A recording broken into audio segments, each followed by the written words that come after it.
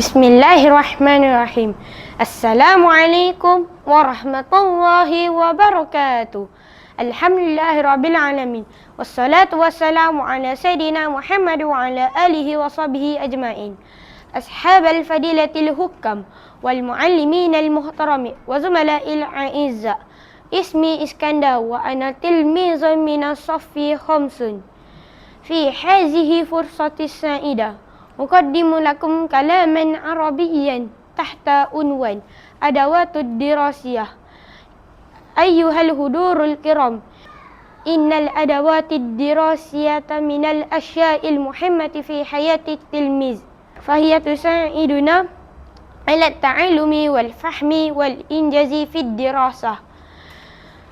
من الأدوات الدراسية المعروفة الكتاب والدفتر والقلم والمسطرة والممحة والحقيبة المدرسية.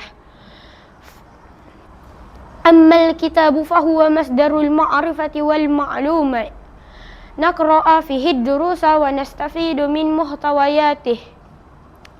وأما الدفتر فنكتب فيه الملاحظات والتمارين والواجبات المدرسية.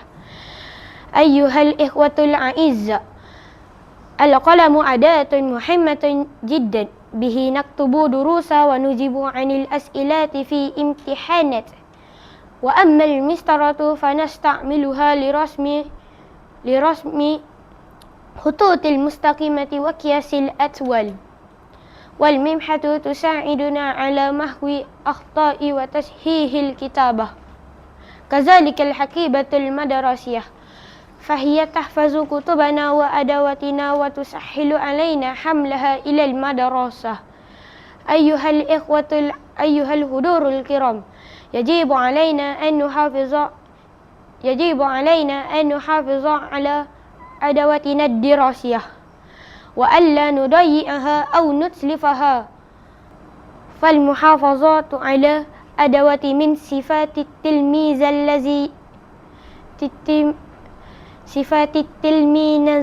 المنظم والمجتهد. إن التلميذ الذي يحافظ على أدواته يستطيع أن يدرس بشكل أفضل ويحقق النجاح في دراسته. وفي الختام، أرجو أن نكون جميعا من التلاميذ المجتهدين الذين يحافظوا على أدواتهم الدراسية. شكرا جزيلا على حسن استماعكم، وبالله التوفيق والهداية، والسلام عليكم ورحمة الله وبركاته.